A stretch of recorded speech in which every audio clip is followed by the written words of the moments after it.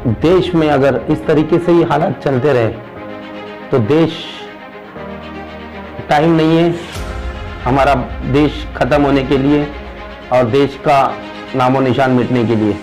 जिस तरीके से ये मनुवादी विचार की सरकार कर रही है, ये हिंदूवादी विचार की सरकार कर रही है, मुसलमानों के साथ अन्याय, अत्याचार, मॉब ब्लीचिंग वगैरह अन्य चीजों पे आपने सुना होगा और देखा भी होगा। अगर धर्मांतर का गुनाह मौलाना कलीम सिद्दीकी पे भी दाखिल होता है और जो आउट ऑफ तरीके से फंड लाने का गुनाह दाखिल होता है, ये अभी तक साबित नहीं हो पाया है और साबित होता है तो उसके पहला योगी आदित्यनाथ पर कार्रवाई की जाए धर्मांतर की। हाजी भाई, आप देख रहे हैं कि देश के हालात किस तरह के हो गए और आपने इसी ताल्लुक से आज मीडिया से बात करने का फैसला किया है, तो किन मुद्दों पर आप बात करना चाहते हैं और किस चीज के ताल्लुक से आप जनता को अवगत कराना चाहते हैं? देश में अगर इस तरीके से ही हालात चलते रहे तो देश टाइम नहीं है हमारा देश खत्म होने के लिए और देश का नामो निशान मिटने के लिए। जिस तरीके से ये मनुवादी विचार की सरकार कर रही है, ये हिंदूवादी विचार की सरकार कर रही है, मुसलमानों के साथ अन्याय, अत्याचार, मॉब ब्लीचिंग वगैरह अन्य चीजों पे आपने सुना होगा और देखा भी होगा। आज जैसे मौलाना कलीम सिद्दीकी साहब, तो मौलाना कलीम सिद्दीकी साहब को टारगेट किया गया। किस बारे में टारगेट किया गया? लोगों को गुमराह किया गया, धर्मांतर करा रहे हो, धर्मांतर करा रहे, जिसमें आपको बता दूं संविधान के 25 कलम 25 में धर्मांतर को जायज दिया गया है। अगर कोई व्यक्ति अपने मन से कोई धर्म को स्वीकार करना चाहता है तो कर सकता है। अगर धर्मांतर का गुनाह मौलाना कलीम सिद्दीकी पे भी दाखिल होता है और जो आउट ऑफ तरीके से फंड लाने का गुनाह दाखिल होता है, ये अभी तक साबित नहीं हो पाया है और साबित होता है तो उसके पहला योगी आदित्यनाथ पर कार्रवाई की जाए धर्मांतर की।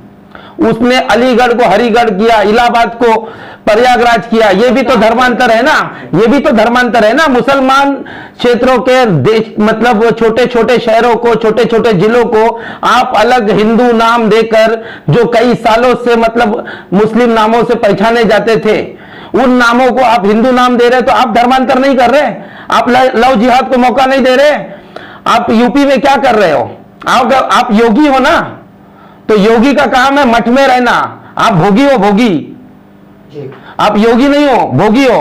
और जिस तरीके से अगर मौलाना कलीम सिद्दीकी को टारगेट किया जा रहा है, कलीम सिद्दीकी को टारगेट करने का मकसद यही है कि अडानी मुंद्रा में, गुजरात कच्छ में मुंद्रा पोर्ट पे अडानी समूह के पास 3,000 किलो ड्रग्स मिलता है 21,000 करोड़ का। तो उस न्यूज को गुमराह करने के लिए मौलाना कलीम सिद्दीकी साहब को अरेस्ट किया गया है। आज कम से कम 15 साल होने आए या 20 साल होने आए जो आप आउट ऑफ फंड की बात कर रहे हैं, ऐसा कोई फंड ही नहीं आ रहा है इस्लामिक मतलब प्रचार के लिए वगैरह के लिए। आप साबित कीजिए ना, आप साबित कीजिए, आप साबित क्यों नहीं कर पा रहे? और कहां है आपकी एनसीबी वगैरह, कहां पर है? इतना बड़ा 21,000 करोड़ का ड्रग्स मिलता है तब खामोश रहते हैं, और जो ये 10 ग्राम 100 ग्राम और 50 ग्राम वालों के पीछे पड़ जाते हैं। आज 10 ग्राम 50 ग्राम वाले कौन? अभी जैसे शाहरुख खान का बेटा आर्यन खान, कुछ दिन पहले सुशांत सिंह राजपूत का मामला चल रहा था, कुछ दिन पहले मतलब रिया चक्रवर्ती उस घेराव में थे। अनेक सेलिब्रिटीज को इस घेराव में लिया गया, पूछताछ की गई, जिसमें हमारे मंत्री महोदय जो थे उनके दामाद को भी लिया गया। तो ऐसा क्यों हो रहा है? तो आखिर इसकी वजह क्या है कि आर्यन खान को टारगेट किया गया, जबकि कहा जाता है कि उस क्रूज पर जहां पे ये पार्टी चल रही थी उसमें 15 से ज्यादा लोग थे। और आप जानते हैं कि ये जो बड़े लोग होते हैं, इनको अगर अय्याशी भी करना है तो ये समंदर में जाके करते हैं। 1500 लोग वहां पर थे, लेकिन मेन स्ट्रीम मीडिया सिर्फ और सिर्फ आर्यन खान को टारगेट करे। किस लिए, क्या वजह? बस उसके नाम के पीछे आर्यन खान लगा हुआ है जी, और ये खान मुसलमान सरनेम है और ये मुसलमानों को टारगेट किया जा रहा है। तो मुसलमानों को टारगेट किया जा रहा है, लेकिन देख रहे हैं आपके शाहरुख खान जो कि मशहूर फिल्म स्टार भी है, और आप देखते हैं कि ये तो मोदी जी के सपोर्टर भी है, बीजेपी के सपोर्टर है, उस तरह की जो विचारधारा वाले लोग हैं वो हमेशा से उनको टारगेट करते आए, चाहे वो कितना ही सपोर्ट आपकी क्या कहना चाहेंगे? शाहरुख खान की विचारधारा हो, सलमान खान की विचारधारा हो, ये उनकी विचारधारा है। और ये विचारधारा कहीं ना कहीं अगर वो 1% भी मुसलमान कहलाता है ना तो उसको टारगेट करना इनका काम है।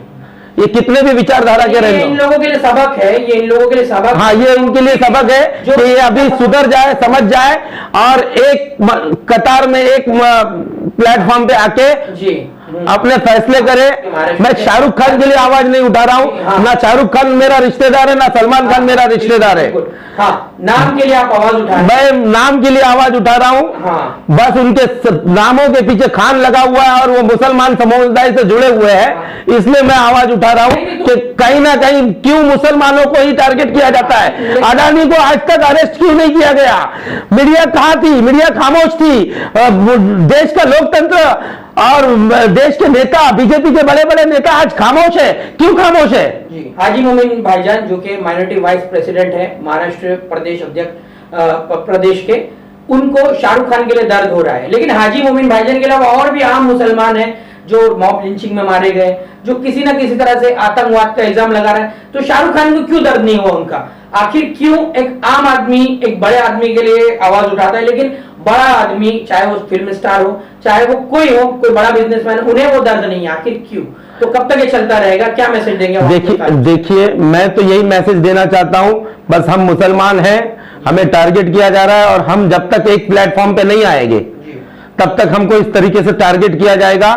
कभी मौलाना कलीम सिद्दीकी के नाम पे, कभी आर्यन खान के नाम पे, कभी किसी नाम से, कभी किस नाम से, तो ये टारगेट हमेशा करते रहेंगे।